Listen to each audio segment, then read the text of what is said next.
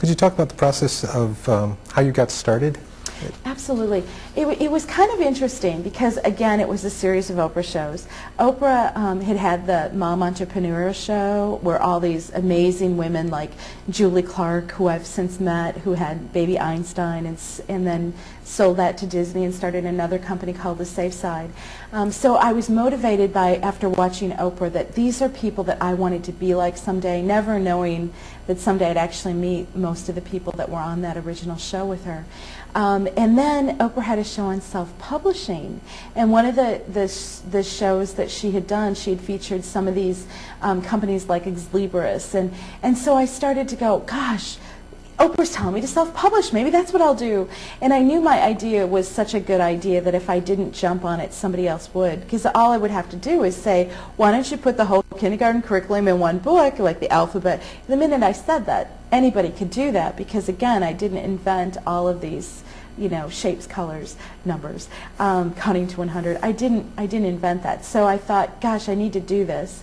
So then really for me, I found Judy Bridges from Redbird Studio here in Milwaukee, who's amazing as a book consultant. And Linda and I went to see her. We thought we had her book down. We were so proud of ourselves. We went to Kinko's, made a little copy, and used our kids' pictures as illustrations. We had the kids sitting on the bed, reading books as the cover. Let's get ready for kindergarten. And we used toothpicks for counting, and we used photography to really illustrate it. Lots of pictures of our kids holding the alphabet. And Judy took one look at it and she said, girls, this is a great idea, but you got to redo it. You got to think global. You got to think this is such a great idea, it's going to work. So you really have to be professional. You've got to be willing to invest some money into this, find a fabulous illustration team, and really, really go to work on it. And so it was a little disheartening to say, gosh, we have to start all over. But you know what? It was the best wisdom Judy Bridges could have ever told us to do, and she was absolutely right. So I wouldn't be sitting here without that piece of advice from her. And so then it was just a matter of talking to everybody, networking. Who do we know that can illustrate this book? And really, it was the wonderful people at Two-Bit Productions in Sheboygan, Joyce Babelworth and Dave at Two-Bits were amazing, absolutely amazing. They did the illustrations. They worked up such a deal and said, we believe in what you're trying to do, and we're willing to, take a risk if this doesn't work for you. And then they worked with Dory Schmitz, who has Dory Schmitz Design, to do the design. And it was kind of like, don't worry about how we're going to pay for this. Let's get the book out there first. And so it really took a lot of the pressure off. And then I found a local printer here in the Milwaukee area, and here I am. You have a website and a blog and a strong web presence. How is that important for a writer these days? Well, you know what? Everything starts online now. It's really important to have a web presence because people might not even know about your product or your book, and they're using search words to find you. So they might write, preschool graduation gift, or they might say, getting ready for kindergarten, or kindergarten, or those keywords. And so if you have a strong internet presence, people are going to be able to find you. Plus, it's really great for credibility. The media only wants to talk to people that have actually shown some sort of success, and as they should, because let's face it, I talk to authors all across the country on a daily basis, and people are like, "Oh, my book's the next greatest and best thing. You need to take a look at this book." And sometimes you can look at a book and say, it's not going to have much of a future. It needs to be spruced up a little bit. The marketing on the cover, just the cover picture, doesn't really catch you. You got to spend a little bit more on your package in order to make it work. But then if you don't have an online presence, how are people going to find you? Especially like me, if you decide to self-publish, and even if you go with a traditional publisher, one of the big publishing companies like a Scholastic or Random House, they want to work with authors who are well-known, who already have a following.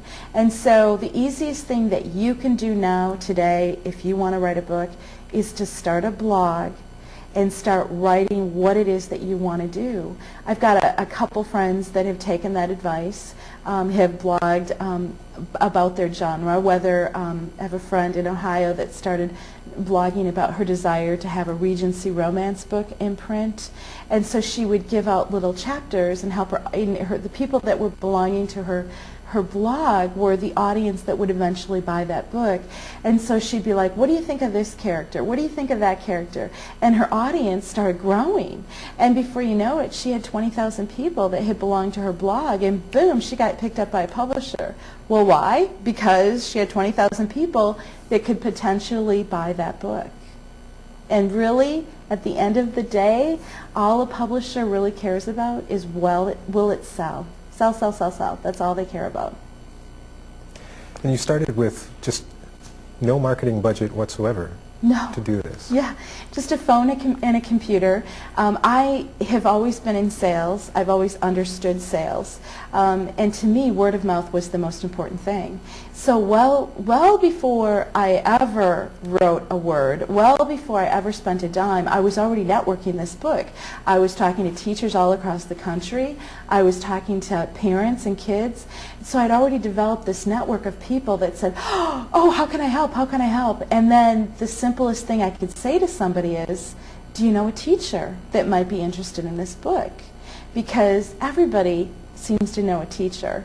Everybody knows somebody in education. So if I'm telling my base of friends, do you know a teacher that might be interested in this? They're turning around and going, oh, did you hear about this girl that's doing this book from Wisconsin? And oh, you know, and it just word of mouth works. It really does. So without any money and with just a computer and a phone, I was able to really build an online presence. I've noticed about all the teachers and parents I've talked to, they seem to have their own philosophy on education. Have you ever thought of writing your own book on educational theory? Yeah, you know what, I have. My biggest gripe right now with education is the fact that I get really frustrated because I do volunteer in schools. I do presentations in schools, so I do get to see inside other schools, not just my own school. I get frustrated in that I think parents have become disconnected with education, and I think we need to do a better job of bringing parents back in. And from what little research I've done with this book, and I shouldn't say little because it's been pretty extensive, the number of parents that tell me, gosh, I just don't know what they're learning, and they want to back off rather than they should be drawn in to say, gosh, I need to know this, and I need to be involved in PTA, and I need to know what's going on at the school board level. And so what I'm trying to do is get parents to be involved in education by showing them the curriculum in such a simple book, and to get the kids involved. It's kind of like the seatbelt law. If you teach a child what it is that they need to know, like wear your seatbelt, they're going to tell everybody around them, Mommy, you need to wear your seatbelt. Grandpa, put that seatbelt on. So if you teach a child, these are the things you need to know for kindergarten, and there's really 7 of them. You need to know the alphabet all mixed up. You need to know the numbers 0 to 10 all mixed up. You need to know basic shapes, basic colors, coins, the basic coins, how far you can count to 100, and counting objects to 10.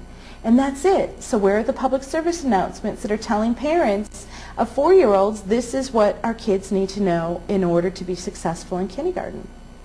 And I just don't think we're doing that.